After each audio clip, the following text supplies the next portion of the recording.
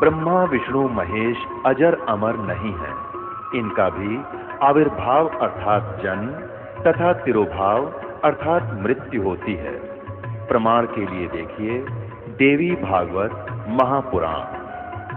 ब्रह्मा, मैं, विष्णु और शिव, यह तुम्हारी प्रभाव से जन्मवान है। हम तो जन्मवान है, हमारा तो जन्म होता है और मरते हैं, नित्य नहीं है, हम अविनाशी नहीं है। फिर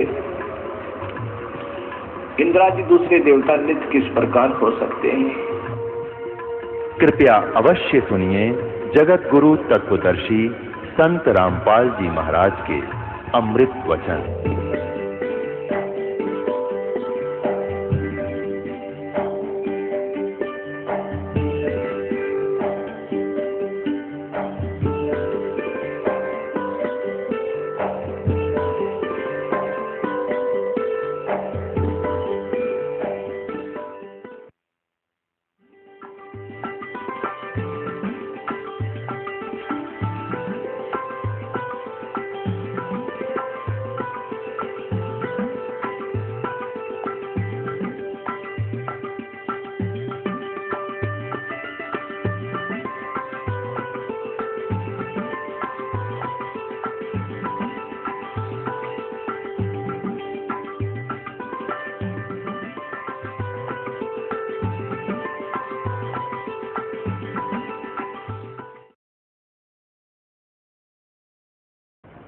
परम पिता परमात्मा पूर्ण ब्रह्म सारी सृष्टि के रचनहार कुल मालिक कबीर परमेश्वर जी की असीम रजा से आप सभी पुण्यात्माएं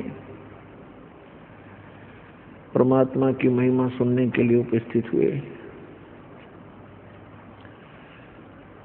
सत्संग में आने से प्राणी को ज्ञान होता है कि आप कौन हो, कहां से आए हो, आप यहाँ किस उद्देश्य को लेकर जी रहे हो, वास्तविक आपका कर्तव्य कौन सा है, कौन से कर्म पाप दायक हैं, कौन से पुण्यदायक हैं, उन सभी का ज्ञान सत्संग से होता है प्राणी को। तो पुण्यात्मा परमेश्वर पूर्ण ब्रह्म सत्य पुरुष परम अक्षर पुरुष परम अक्षर ब्रह्म कहो, अल्लाहु अकबर कहो, ग्रेट गॉड कहो, इसे कंप्लीट गॉड कहो, ये पूरे ब्रह्मांडों का, संपूर्ण जगत का, सभी आत्माओं का ये जनक है, सबका क्रिएटर है। वो कैसा है, कहाँ है, किसने देखा है और परमात्मा की आवश्यकता क्यों है, परमात्मा की आवश्यकता क्यों पड़ी हमें, हम किस लिए परमात्मा की साधना करते हैं, क्या उद्देश्य लेकर करते हैं और क्या उद्देश्य लेकर भगवान की भक्ति करनी चाहिए और क्या उद्देश्य लेकर नहीं करनी चाहिए। ये सर्व जानकारी सत्संग से होती है। पुण्यात्माओं, सर्वप्रथम तो आपको ये ज्ञान होना चाहिए कि आप जी एक बहुत भयंकर लोक में रह रहे हैं, बहुत ही भयंकर लोक है ये। और इस लोक का जो राजा है, यहाँ का जो स्वामी है, मालिक है 21 ब्रह्मांड का, उसको सरपुरुष कहा। श्रीमद् भगवत गीता अध्याय नंबर 15 के श्लोक नंबर 1 से 4 और 16-17 में प्रभु की परिभाषा वर्णित है सांकेतिक कोड वर्ड्स में। उसमें लिखा है कि संसार में 2 पुरुष हैं, 16वें श्लोक में 15वें अध्याय के। एक सरपुरुष है, एक अक्षर पुरुष है। सरपुरुष ये ब्रह्म है जिसके लोक में आप और हम निवास कर रहे हैं। इसको संतों ने, परमेश्वर ने, कबीर देव ने इसको काल कहा है। और यही गीता का ज्ञान दाता है। और इसने श्रीमद् भगवत गीता अध्याय नंबर 11 के श्लोक नंबर 32 में स्वयं ही स्वीकारा है कि मैं काल हूँ अर्जुन, और सर्व लोकों का नाश करने के लिए अब प्रवृत्त हुआ हूँ, अभी प्रकट हुआ हूँ। श्री कृष्ण जी काल नहीं थे, इन्होंने पहले कभी अपने आप को काल नहीं कहा, और गीता ज्ञान देने के उपरांत उन्होंने कभी अपने आप को काल नहीं कहा। ये सरपुरुष, ये काल भगवान, जिसे सनातन धर्म के ऋषि जिसको ब्रह्म कहते हैं, ये सरपुरुष है। इसको काल भी कहते हैं, ये स्वयं भी काल कहता है अपने आप को, मैं काल हूँ और सबका नाश करने के लिए प्रवृत्त हुआ हूँ।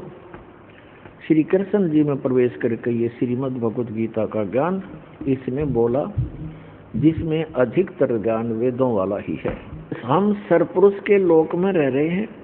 तो श्रीमद् भगवत गीता अध्याय नंबर 15 के श्लोक 16 और 17 में 3 पुरुष बताए हैं। एक सरपुरुष है जो 21 ब्रह्मांड का मालिक है, स्वामी है, प्रभु है, राम है, गॉड है, अल्लाह है। और दूसरा अक्षर पुरुष है जिसके 7 शंख ब्रह्मांड हैं, नील, पद्म, शंख, 7 शंख, 7 शंख ब्रह्मांड का वो स्वामी है। उसको अक्षर पुरुष कहा है श्रीमद् भगवत गीता अध्याय नंबर 15 के श्लोक नंबर 16 में। 16 में सरपुरुष और अक्षर पुरुष ये 2 पुरुष बताए, और दोनों ही नाशवान, और इनके अंतर्गत जितने प्राणी हैं उनका भी शरीर नाशवान है। जीवात्मा किसी की नहीं मरती, वो तो गद्दे की भी नहीं मरती, कुत्ते की भी नहीं मरती। फिर श्रीमद् भगवत गीता अध्याय नंबर 16 के श्लोक नंबर 17 में तुरंत कहा है कि उत्तम पुरुष है तू अन्य परमात्मा इति उदाहरते। यह लोग तरम आविश्य विभर्ति अव्यय ईश्वर है। उत्तम पुरुष यानी पुरुषोत्तम श्रेष्ठ परमात्मा तो कोई और है इन दोनों से, सरपुरुष और अक्षर पुरुष से। वही तीनों लोकों में प्रवेश करके सबका धारण पोषण करता है, और वो वास्तव में अविनाशी परमात्मा है। अपने आत्माओं श्रीमद् भगवत गीता अध्याय नंबर 15 के श्लोक नंबर 1 से 4 में स्पष्ट किया है। गीता अध्याय नंबर 15 के श्लोक मंत्र 1 और 2 का निष्कर्ष है कि ऊपर को जड़ वो तो मूल मालिक है, कुल मालिक है, पूर्ण परमात्मा है, और नीचे को तीनों गुण रूपी शाखा, रजगुण ब्रह्मा, सतगुण विष्णु, तमगुण शिव जी रूपी शाखा वाला ये उल्टा लटका हुआ संसार रूपी वृक्ष है। और जो संत इसके सभी विभाग बतावे वह तत्वदर्शी संत है। ऊपर को जड़ तो पूर्ण परमात्मा है, सत्य पुरुष है, अविनाशी परमेश्वर है, परम अक्षर ब्रह्म है। और संसार रूपी वृक्ष को अर्थात किसी भी पेड़ को मूल से ही सर्व कुछ प्राप्त होता है, मूल से जड़ से ही उसका पोषण होता है। इसलिए हमारा सबका जो मूल मालिक है, कुल मालिक है, जो संसार रूपी वृक्ष की जड़ है, मूल है, जिसने सब ब्रह्मांडों की रचना की और सभी का वो पालन पोषण भी कर रहा है, वो सत्य पुरुष है, वो परम अक्षर पुरुष है। वही पूजा के योग्य है, वही पाप नाशक है, वही मोक्षदायक है, वही सबका जनक है, सर्व उत्पादक है।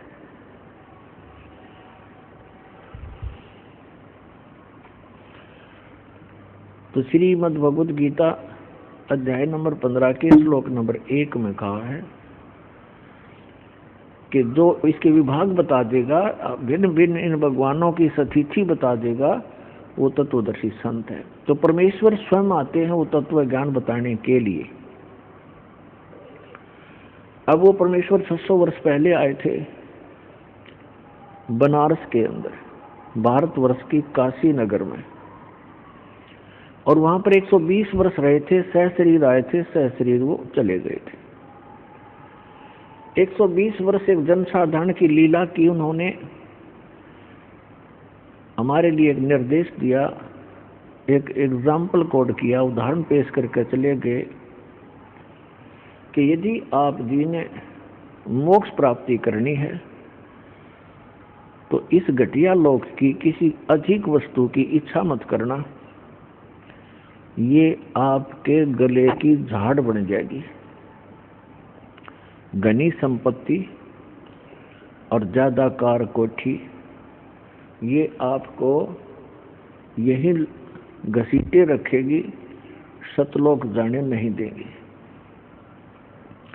फिर भी परमात्मा ने कहा है कि जैसे आपकी किस्मत भाग्य में परमात्मा ने दिया है उसमें संतोष करना, चाहे वो कितना ही है, उसको अपना ना मानना, ये आपका नहीं है, ये भूल मत करना।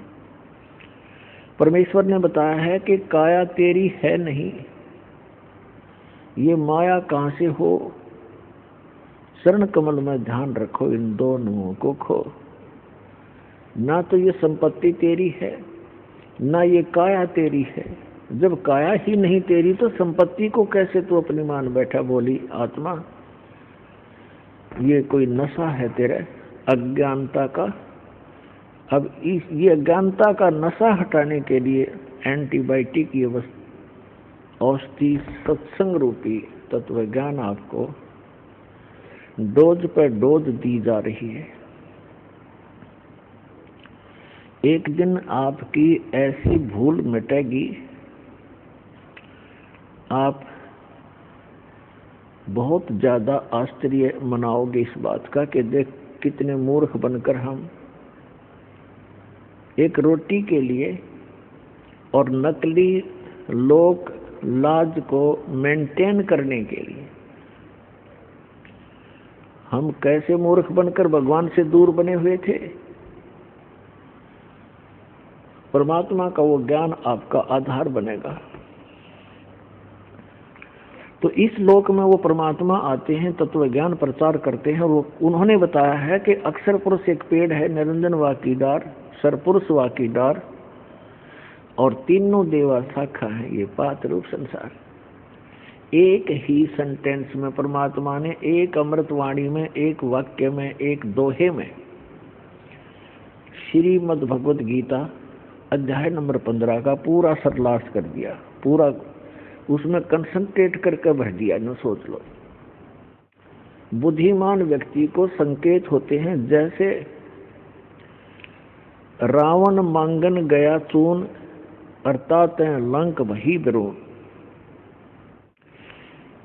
इस एक चौपाई में सूक्ष्म वेद में परमात्मा ने पूरी रामायण भर रखी है। रावण मांगन गया चून और ताते लंक वही बिरून, बिरून माने नाश हुआ। रावण आटा मांगने गया, जिस कारण से उसकी लंका का सर्वनाश हुआ। जिसने वो कथा कहानी सुन रखी है, राम कहानी, अब उसका माइंड एक सेकंड में पूरी स्टोरी में घूम गया। रावण ने कहां से आटा मांगा, किस पे मांगने गया, कौन थी वो सीता, श्री रामचंद्र की धर्मपत्नी। रामचंद्र कौन था, राजा दशरथ का पुत्र। रावण ने छल करके सीता उठाई थी और रावण के कुल का नाश हो गया था। वह रामायण का पूरा जो रामायण की कथा चित्रार्थ होगी हमारे दिमाग में। इसी प्रकार श्रीमद् भगवत गीता अध्याय नंबर 15 का श्लोक नंबर 1 में स्पष्ट है, 1 और 2 में, कि उल्टा लटका हुआ संसार रूपी वृक्ष है। इसमें परमात्मा ने अपनी सिंपल लैंग्वेज में बताया है, उस सूक्ष्म वेद में बताया है। एक ही सेंटेंस में पूरी सृष्टि रचना भर दी, पूरा डेफिनेशन ऑफ गॉड बता दी। अक्षर पुरुष एक पेड़ है, ट्री, एक ट्री है, और सरपुरुष वाकी डार, तीनों देवा, रजगुण ब्रह्मा, सतगुण विष्णु, तमगुण शिव जी, ये तीनों देवा शाखा है। और पात रूप संसार। वो परम अक्षर पुरुष कौन है? वो ये दास बताने के लिए भेजा है।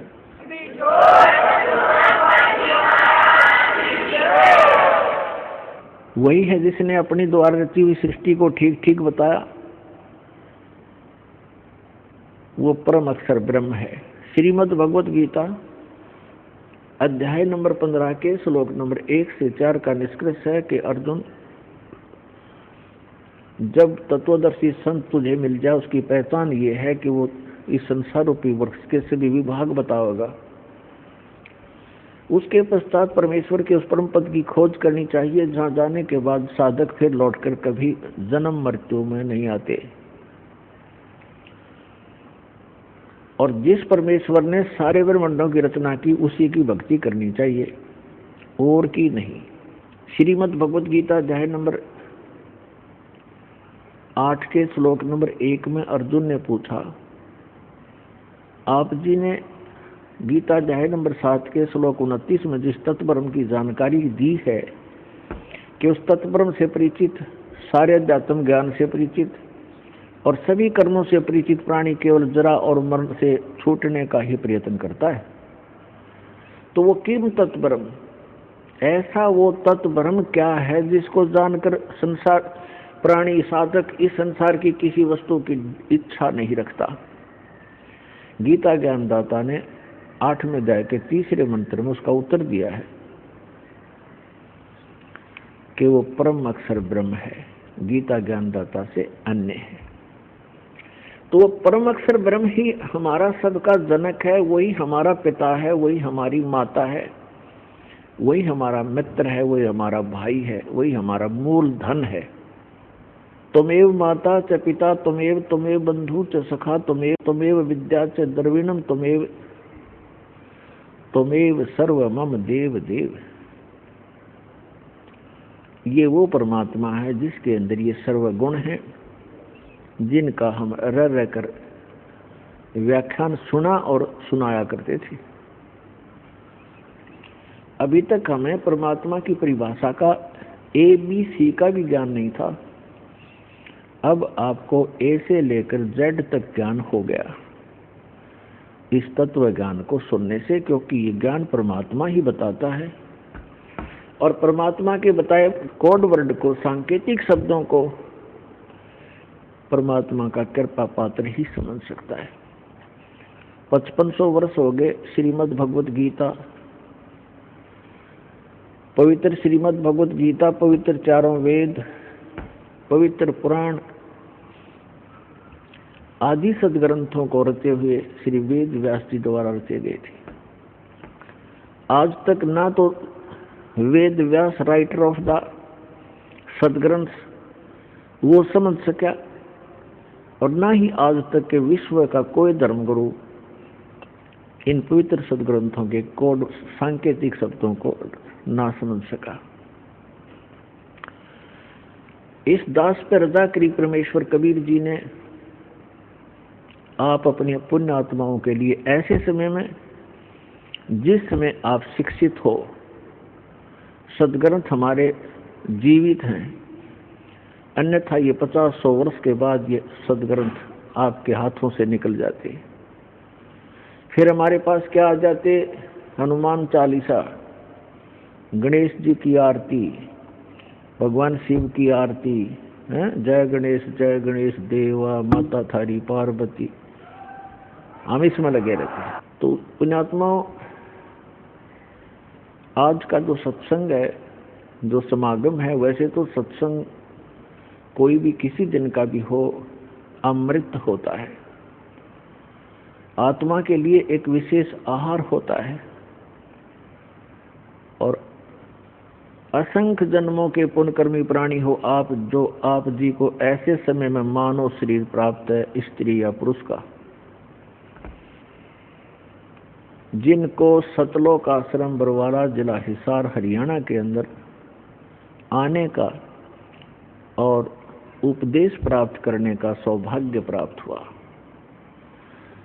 लख बर सूरा जूझ ही लख बर सावत दे, लख बर यति जहान में तब सतगुरु शरणा ले। आप कितने पुण्यात्मा हैं युगों युगों के।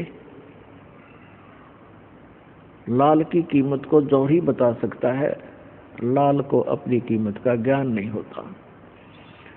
परमात्मा कहते हैं गोता मारूं स्वर्ग में जा बैठूं पाताल। और गरीबदास जी बता रहे हैं भगवान कबीर साहिब की महिमा, जैसे तुलसीदास जी ने रामायण का चित्रण किया था, बोला था, ऐसे गरीबदास जी ने उस परम अक्षर ब्रह्म की महिमा का गुणगान किया हुआ है। इसलिए गरीबदास जी का नाम इसमें साथ आता है। कबीर साहब कहते थे कि गोता मारूं स्वर्ग में जा बैठूं पाताल, गरीबदास ढूंढता फिरूं अपने हीरे मोती लाल। परमात्मा कहते हैं कि मैं अपने हीरे मोती लाल इन पुण्यात्माओं को, जो पिछले जन्म के संस्कारी हैं, वो कहीं भी जन्मे हैं, कोई भी कारण बनाऊं, उनको मैं खोजता फिर रहा हूं, ढूंढता फिर रहा हूं। तो आप उन हीरे मोती लालों में से हो जिनको परमात्मा युगों से खोज रहा है। अब जाकर फंसे हो तुम परमात्मा के।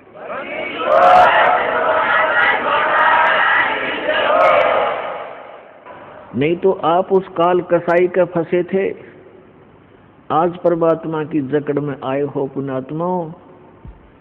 इस परमात्मा के जहाज से उतरना जाना, नहीं तो आप सदा के लिए बादल के अंदर बह जाओगे।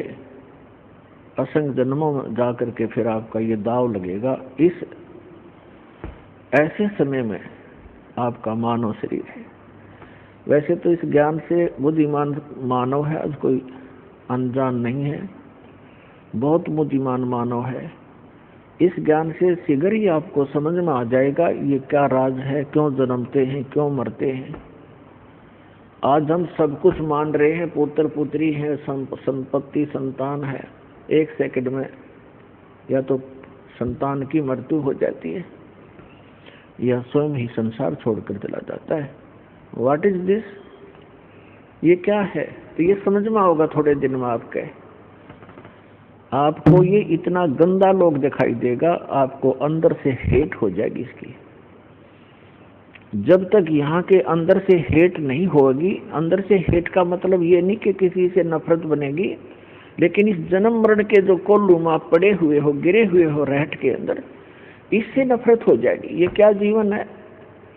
आज हम सारा लग रहे हैं ये जोड़ दूं, कोठी बना लूं, झूठ बोली, चोरी करी, रिश्वत खोरी करी, मिलावट किया, सारा दिन कर्म बिगाड़े, एक कोठी बना ली, एक कार ले ली, कल मृत्यु होगी और फिर गधा बना फिर वहां करोड़ियों पे। क्या क्या है ये? परमात्मा कहते हैं कोट जन्म तन भर मत होगे, कुछ नहीं हाथ लगा रे, और कुकर सुकर खरबा बोरे, कौवा हंस बुगारे। कोटि जन्म तू राजा की, न मिटी न मन की आशा, और भिक्षुकों का जल दर घूमिया, मिला न निर्गुण रासा। तो कहने का भाव ये है कि आप जी को इस लोक का पता लग जाएगा कुछ दिनों में, और फिर आपकी स्थिति ऐसी हो जाएगी कि बंदी छोड़ दयाल जी तुम तक हमारी दौड़, और जैसे काग जहाज का अब सूजत और न ठोर। जैसे समुद्री जहाज के अंदर कौवे बैठकर चले जाते थे, क्योंकि रास्ते में यात्री आहार करते, खाना खाते हैं, पुण्यकर्मी प्राणी होते हैं, पशु पक्षियों को अवश्य कुछ अंश अपने भोजन का डालते हैं। तो कौवे चले जाते हैं जहाज पर बैठकर। रात्रि के समय काफी समय बीत जाता है, काफी दूर निकल जाता है जहाज, सूर्य उदय पर। पुराने समय की बातें हैं, उस समय दिशा सूचक यंत्र जो होते थे इतने एफिशिएंट नहीं होते थे, और वो कई बार इस चुंबकीय चट्टानों से डिस्टर्ब हो जाते थे।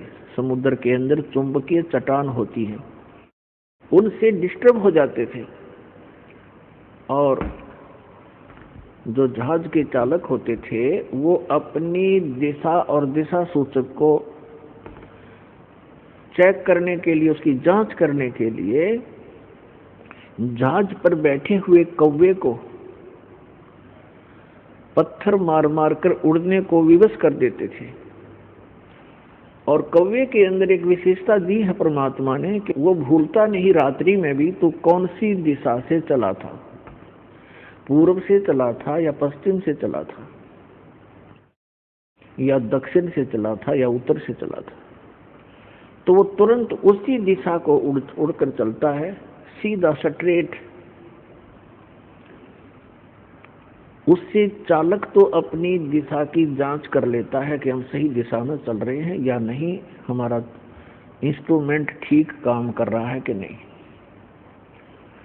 कुछ देर के बाद वो कौवा क्या देखता है, वहां से तो उड़ गया, आगे देखता कोई भी बैठने का ठिकाना उसको दृष्टि गोचर नहीं हो रहा। वो 1500 फुट उड़ जाता है, फिर वापस मुड़ जाता है उस जहाज की ओर, क्योंकि उस जहाज के अतिरिक्त उसको अपना जीवन रक्षक कोई भी नजर नहीं आता।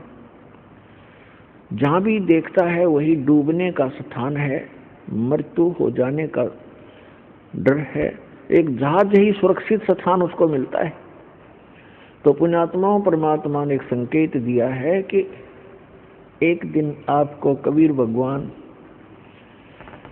और ये सतलोक आश्रम स्थान हरीश दास के द्वारा दिया गया ये अमृत नाम और ज्ञान आपको ऐसा लगेगा जैसे परमात्मा कहते हैं, आप फिर ऐसे कहा करोगे, बंदी छोड़ दयाल जी तुम तक हमारी दौड़, और जैसे काग जहाज का अब शुद्धत और नठौर। इस परमात्मा कबीर जी के अतिरिक्त, इस सच्चे नाम के अतिरिक्त, इस सच्चे ज्ञान के अतिरिक्त आपको पूरा संसार ऐसा नजर आएगा जैसे जहाज के अतिरिक्त पूरा जल है जिसमें बैठते ही डूब जाओगे। भावार्थ ये है परमात्मा का, यदि आप कबीर भगवान को और सतनाम को छोड़कर यदि आप अन्य संत की शरण में जाओगे तो डूबोगे, भगवान की भक्ति छोड़कर संसारिक इस काम में लग गए तो डूबोगे।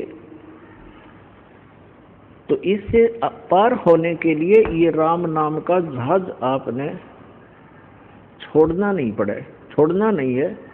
इसके अतिरिक्त आपको जहां भी कोई भी क्रिया है संसार के, वो आपको डुबोने की है, तारण की नहीं है। इतनी सी बात आपको कुछ दिनों में हृदय में दस जाएगी और तभी आप भक्त बनोगे। तो परमात्मा ने आके बताया है कि मानुष जन्म पाके जय नहीं रटे हरि नाम, जैसे कुआ जल बिना फिर बनवाया क्या काम। परमात्मा ने आकर ज्ञान दिया है कि मनुष्य जीवन प्राप्त करके जो प्राणी परमात्मा की साधना भक्ति नहीं करता, उसका मानव शरीर ऐसा है जैसे वेल विदाउट वाटर, यानी कूप जल रहित।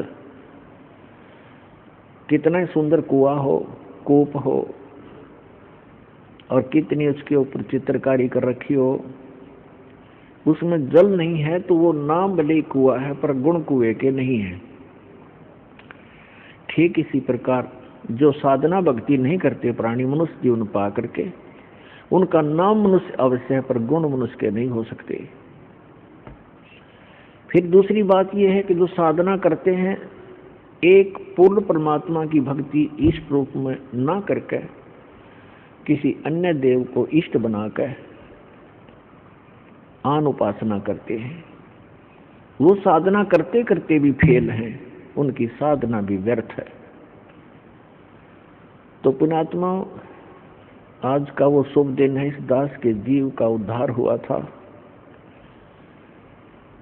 और इस दास को उपदेश प्राप्त हुआ था, और उपदेश भी वो जिसको हम खोजते खोजते असंख्य युग हो गए थे, वो उपदेश सहज में प्राप्त हुआ था। वो दिन आज भी भूला नहीं जाता इस दास से।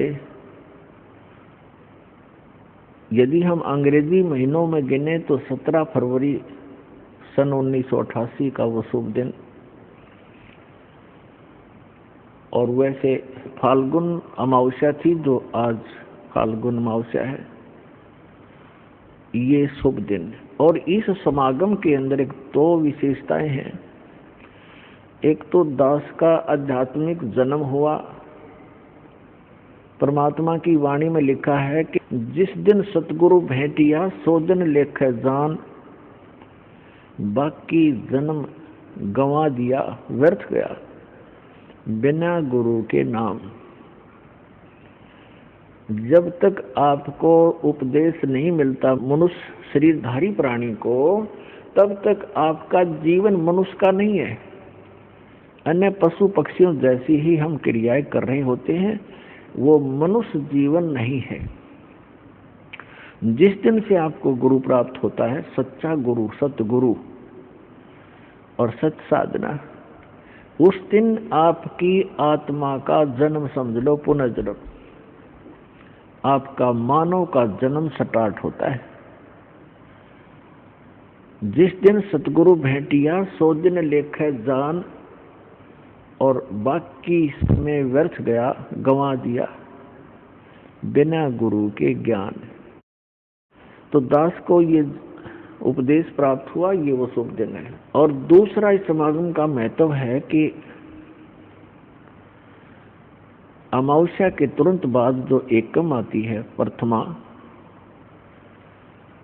उस दिन सन 1997 में इस दास को परम अक्षर ब्रह्म पूर्ण परमात्मा सत्य पुरुष कबीर देव जी ने दर्शन दिए और इस समय को जो कि उन्होंने निर्धारित किया हुआ था, उसको बताया कि सार्थक समय है, अब इस सार नाम का दान करना प्रारंभ कर दे। तो पुण्यात्मा, इस समागम के अंदर ये दो महत्वपूर्ण घटनाएं दास के जीवन में घटी हैं। अमावस्या को तो नामदान हुआ दास को, और 1997 की प्रथमा को परमात्मा के दर्शन हुए।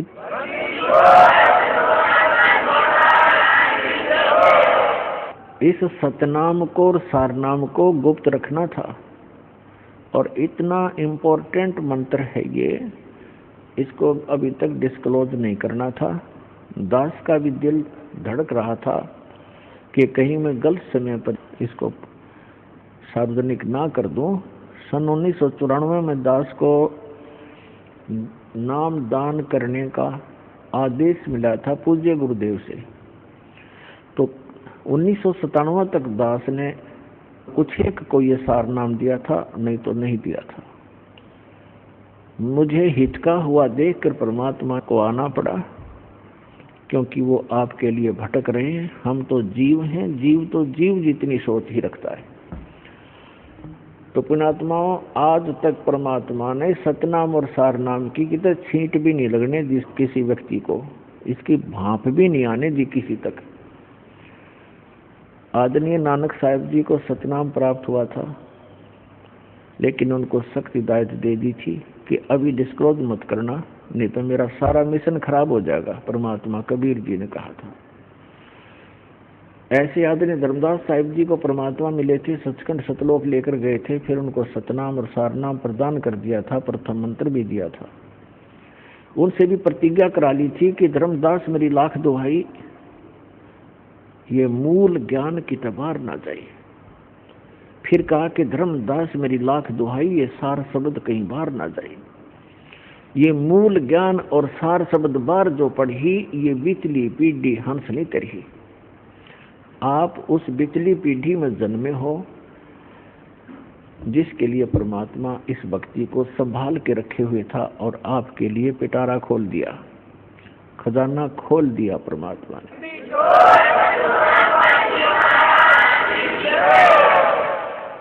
आदरणीय गरीबदास साहिब जी को परमात्मा मिले, उनको कंप्लीट स्पिरिचुअल नॉलेज उनके अंतःकरण में फीड कर दिया, उन्होंने फिर वो लिखवा दिया।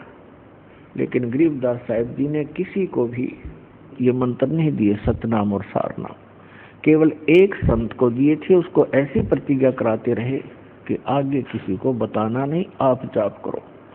केवल एक संत को बताना है, उत्तराधिकारी आपका, तो वो परंपरा चलती चलती मेरे पूज्य गुरुदेव जी के पास आई, उनसे आगे इस दास को प्राप्त हुई, जो आज परमात्मा ने इस बीज को बखेर दिया और पूरे विश्व को ये नाम अब देने का आदेश है।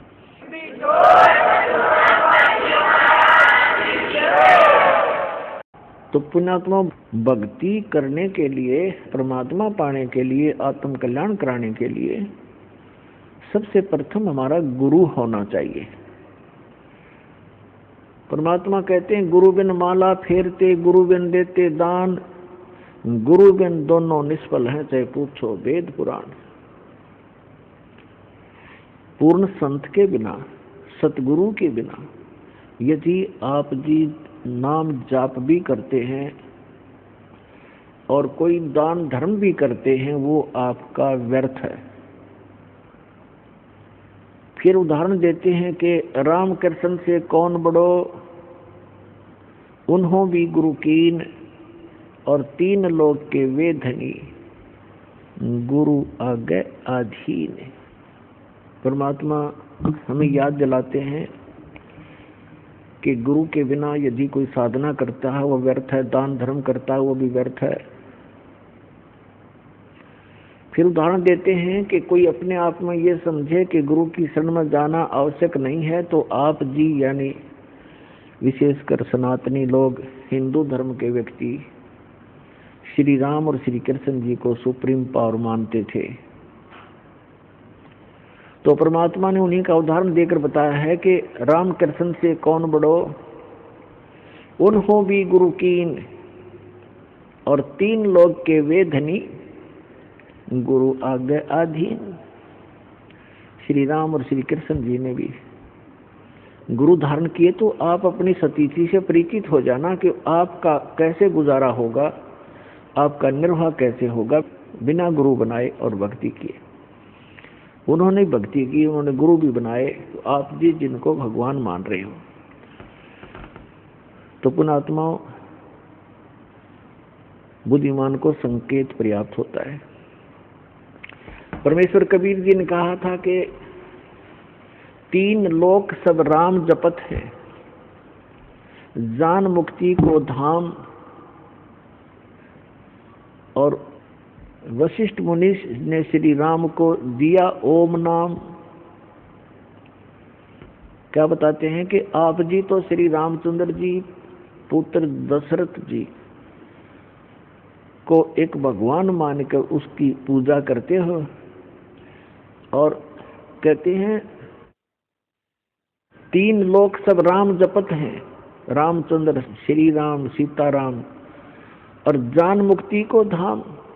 श्री राम वशिष्ठ गुरु कियो, और उनको भी दीनो ओम नाम। रामचंद्र जी तो ओम नाम जप पर, तुम राम राम जपो, देख दो अगली बात तुम्हारी। कबीर साहब कहते हैं देखो भाई अकल का टोटा, ये अकल का टोटा न्यों बताया, बगैर ज्ञान के इंसान ऐसे भ्रमित है।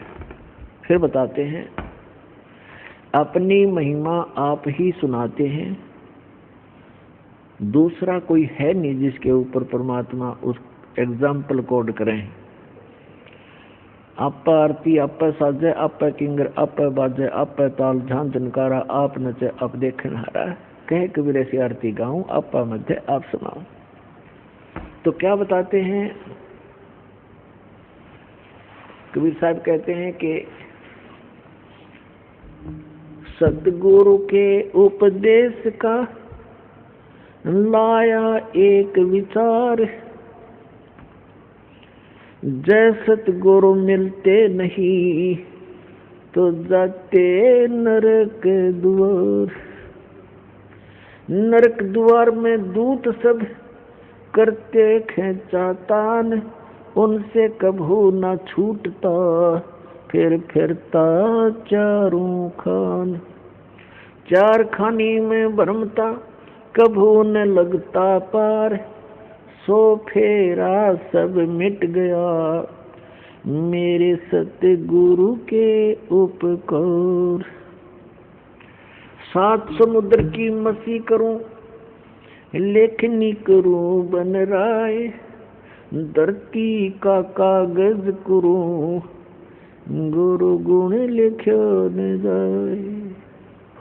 पुण्यात्माओं, आप बालक हो, बच्चे हो, बिल्कुल नादान बालक, जो ये भी नहीं जानता कि मैं जिस गड्ढे में गिरने जा रहा हूँ ये मेरी मृत्यु का कारण बन सकता है।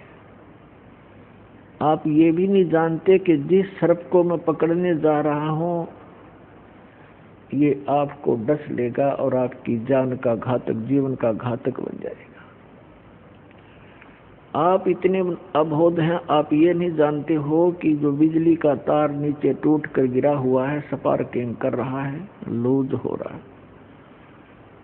उसको आतिशबाजी जानकर वो बालक नादान पकड़ने की चेष्टा करता है और मृत्यु को प्राप्त हो जाता है। तो पुण्यात्माओं, आप जी को जब इस गंदे लोक का ज्ञान होगा, आप जहाँ रह रहे हो, आप जिस माया रूपी सर्प को पकड़ने के लिए सारा जीवन बर्बाद कर देते हो, ये माया रूपी सर्प आपको खा जाएगा। लेकिन परमात्मा की शरण में आने के बाद आपको ये सर्प मिलेगा, लेकिन इसके दांत निकाल दिए जाएंगे। ये परमात्मा आपको धन देगा,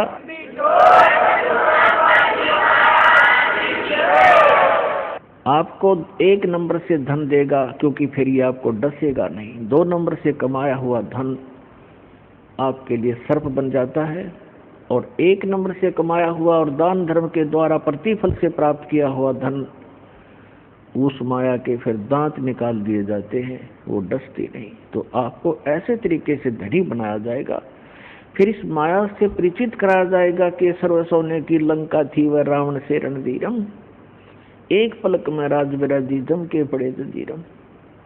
इस माया ने के चाटांगे जोड़ जोड़ के दरबी भी यहाँ पर हम चले गए, पाछे में हमारी सी निकम्मी संतान पैदा हो जा, वो पाप कर्म तो हमारे पल्ले लिखे गए और फूकेंगे वो बाद वाले। बच्चे की किस्मत वो साथ लिखा कर लाता है, उसको उतना ही मिलेगा। यदि इस परमात्मा की शरण में उसको जोड़ दिया तो वो जो उसको आवश्यक होगा वो सारा मिलेगा। हमने इस उद्देश्य से अपने कर्म नहीं बिगाड़ने चाहिए कि अपने बेटियों को धनी बनाऊं, मैं चाहे नरक में जाऊं। इसको कहते हैं आप स्पार्किंग वाले तार को पकड़ने जा रहे होते हो, पकड़ रहे होते हो। अब क्या बताया है कि आप इतने बालक हो, परमात्मा ने इन 3-4 अमृतवाणी में क्या बताया है कि परमात्मा स्वरूप संत, परमात्मा के कृपा पात्र उस सतगुरु से जो उपदेश मिल जाता है, फिर आपको ये बातें याद आएंगी कि हे परमात्मा, जब कितना कहर हमारे ऊपर टूट पड़ता यदि ये नाम ना मिलता। परमात्मा कहते हैं कि सतगुरु के उपदेश का लाया एक विचार, और जय सतगुरु मिलते नहीं जाते नरक द्वार। पुण्यात्माओं, हमारे को मिसगाइड कर रखा है यहाँ पर। भक्तिहीन तत्व ज्ञानहीन संतों ने, संत के रूप में इन अज्ञानियों ने, कोई तो कहता कहीं स्वर्ग नहीं, कोई नरक नहीं, कोई कहता सतलोक में प्रकाश ही प्रकाश है, प्रकाश ही प्रकाश है, उसमें आत्मा से लीन हो जाती है जैसे बूंद समंदर में। इनको कहते हैं नीम हकीम खतराए जान, little knowledge is the dangerous thing. अब क्या बताया परमात्मा ने कि यहाँ जो बोले गए शब्द हैं, शब्द स्वर्ग भी है, शब्द नरक भी है, शब्द संसारिक दुख सुख अलग हैं। तो ये अज्ञानी लोग कहते हैं कि यही स्वर्ग है, यही नरक है, जो यहाँ दुखी है वो नरक भोग रहा है, सुखी है वो स्वर्ग भोग रहा है। नहीं, ये तो बालकों के मन गढ़ंत चुटकले होते हैं, कहानियां होती हैं। सदग्रंथों को आधार मानकर हमने अब पुनः अपना भक्ति मार्ग को सेट करना है, अपने भक्ति साधना को प्रफुल्लित करना है। तो क्या बताते हैं कि सतगुरु के उपदेश का लाया एक विचार, यदि सतगुरु मिलते नहीं जाते नरक द्वार। नरक द्वार में दूत सब करते खेचा तान, उनसे कबू ना छूटता, फिर फिरता चारों खान। जैसे नरक में जब डाला जाता है इन प्राणियों को, उस समय उसके भयंकर दुख को देखकर, उसकी षड्हांत को देखकर वो वापस भागते हैं, क्योंकि लाखों की संख्या में ठोके जाते हैं उसमें, और वो वापस भागते हैं। पीछे यम के दूत बड़े बड़े भाले, छुर्रे, तलवार, मुगदर, ये गदा लिए खड़े होते हैं। जो वापस भागता उसके सिर में मारते हैं। सूक्ष्म शरीर में प्राणी मरता नहीं, पर दर्द दूना होता है। उनको ऐसे ठोका जाता जैसे पशु को फाटक में रोका करते हैं, लठ मार मार के, और फिर उसमें पटक देते हैं। तो वहां परमात्मा बताते हैं कि नरक द्वार में दूत सब वहां करते खेचा तान, उनसे कदे नहीं छूटता, और फिर फिरता चारों खान। फिर उससे निकल कर नरक का जो समय भोग कर फिर बाहर आता तो 84 लाख प्रकार के इन प्राणियों के शरीरों में कुत्ते, गधे, सुअर, गंदी नाली के कीड़े, पशु, पक्षी, जलचर, ये कष्ट और भोगने पड़ते हैं। और इस परमात्मा के सच्चे नाम से, सतगुरु की शरण में आने से ये सारे दुख बाईपास निकल गया आपके। अब विचार करके देखना पुण्यात्मा, अभी तो आपने पता नहीं इस अध्यात्म ज्ञान का, आपने लोक वेद सुना है, दंत कथाएं सुनी है, फिर मानव शरीर में जिसको जरा सा थोड़ा सा सुख है उसने भगवान की हो सकता ही नहीं। और जब कैर टूट जाते हैं फिर भगवान की खोज शुरू होती है, तो ये नकली संतान की कमी नहीं, इनको ब्रह्मांड करवा देता है ये काल, लुटपेट कर आखिर में ये नास्तिक हो जाते हैं या मृत्यु को प्राप्त हो जाते हैं। दो ऑप्शन छोड़ता है। अब आपको परमात्मा मिले हैं, आपके अपने पिता मिले हैं। माता पिता कभी अपने बच्चे को दुख नहीं देगा, चाहे आप कितना दुखी हो ले। तो आपको वो परमात्मा अब मिले हैं, वो पिता मिले हैं आपके। आप इसकी मर्यादा में रहना और इस जहाज से उतर मत जाना, फिर आप देखना आपको कैसे सुख देगा। क्या बताते हैं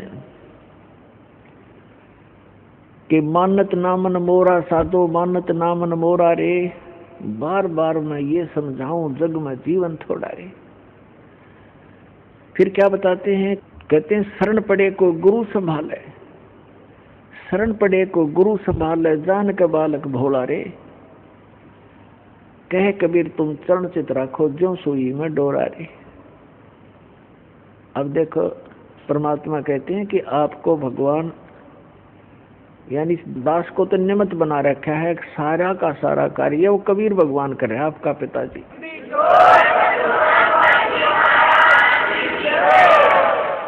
उसके लिए उन्होंने बताया है कि जैसे ये दास एक उस परमात्मा का चलता फिरता एक पावर हाउस है, लेकिन मेन पावर हाउस तो वो खुद है मालिक। वो थर्मल प्लांट है जहाँ से बिजली बनती भी है और आपको हमें प्राप्त भी हो रही है।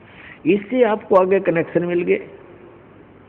जैसे आप कोई मोबाइल कनेक्शन ले लेते हो, कोई तार नहीं, कोई कनेक्शन जोड़ा दिखता नहीं और सारा काम कर रहा है, और जिस दिन आप उसका बिल नहीं भरोगे तो कनेक्शन ऑटोमेटिक वहीं से कट जाएगा, आपको बताने की जरूरत नहीं पड़ेगी। तो इस प्रकार ये दास एक चलता फिरता परमात्मा की पावर का एक छोटा वो समझ लो पावर हाउस, और इससे जिसको कनेक्शन मिलेगा उसके घर में वो पावर आएगी, उस परम पिता की 3 फेस की। और इसकी जो मर्यादा में रहना और इसका टैक्स आप भरते रहना, यानी आपकी मजदूरी करते रहना, दान धर्म करते रहना, या नाम की मजदूरी, राम नाम की कमाई करते रहना, तो आपका कनेक्शन ठीक रहेगा, तो पावर आपके घर पर आपका काम करती रहेगी। और जो पावर से काम होता वो मैनुअली नहीं हो सकता।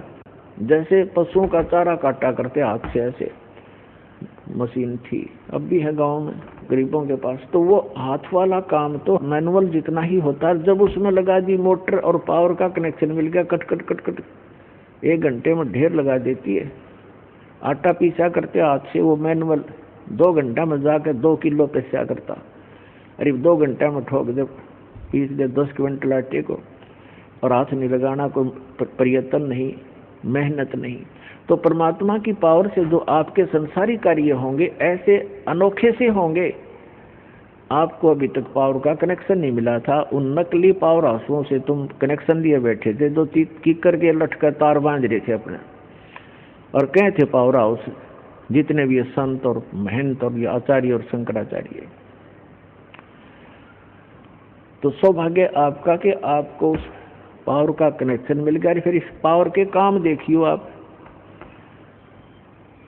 ठीक है, ये अदृश्य कार्य होते हैं। इस यहाँ की भौतिक पावर का हमने अलग से दिखाई देता, पर ये भी कुछ दिन में आपने न्यारा दिखाई देगा। आप कल्पना भी नहीं कर सकोगे, ऐसे सुख देगा आपको। और आप किसी को बताओगे, आपको शर्म आओगी कि गंदे नाटेगा और मन झूठा बनाओगा, एक झूठ बोल रहा है, और आपका कलजा खटफटन हो रहा होगा, किसने बताऊं।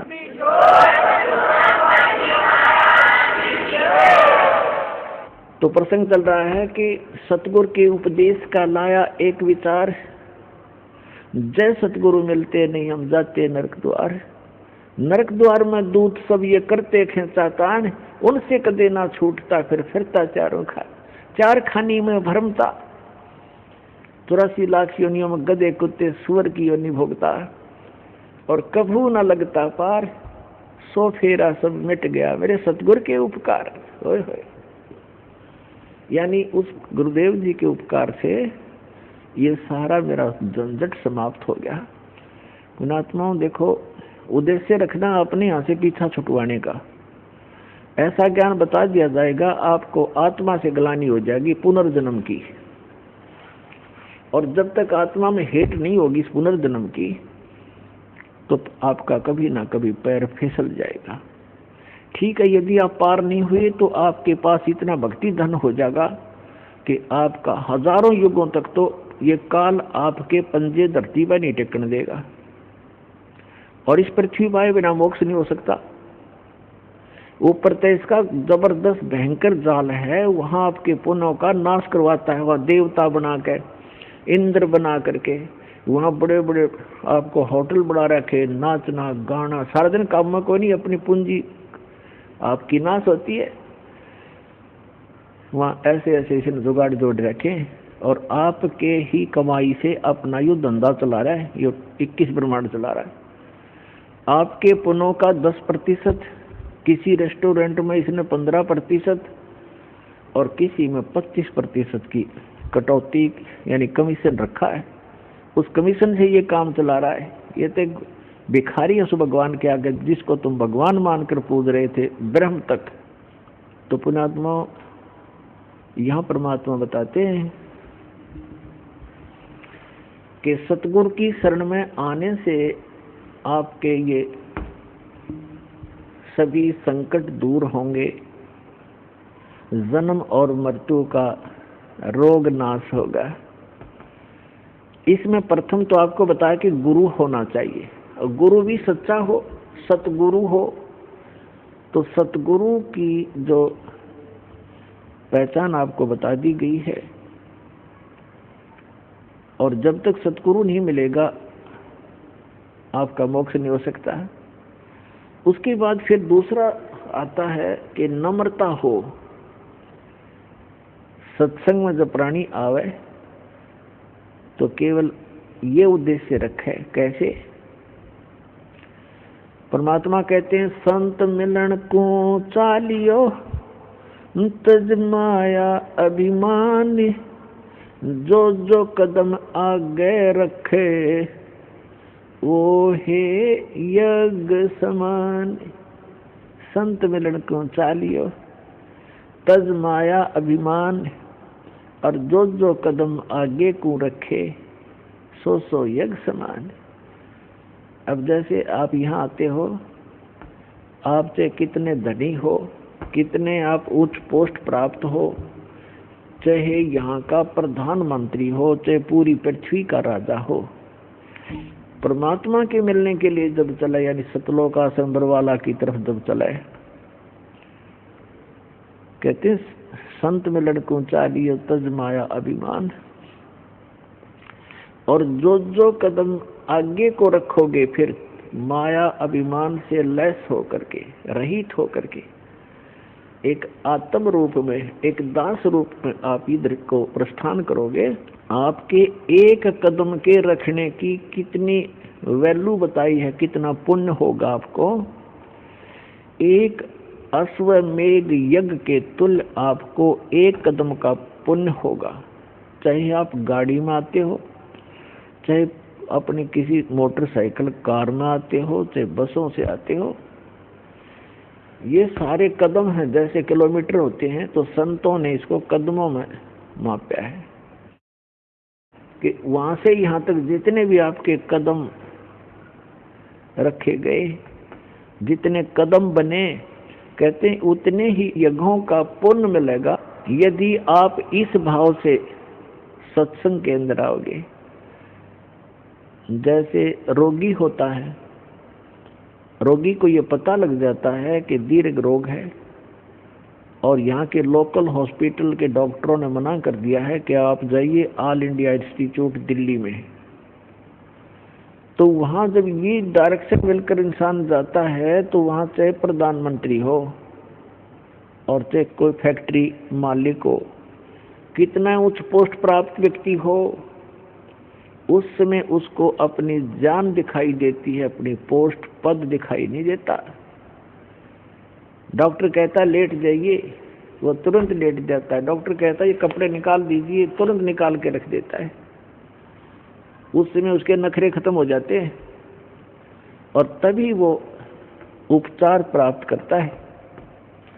जब तक डॉक्टर के आज्ञा का पालन करता रहे, चाहे कुछ भी कहे वैसे ही, जहाँ लेटने को कहे वहीं लेटना पड़ेगा, जहाँ बैठने को कहेगा वह बैठना पड़ेगा, और कहेगा मुंह खोल, सांस तेज ले, वो सारा कुछ करना पड़ेगा।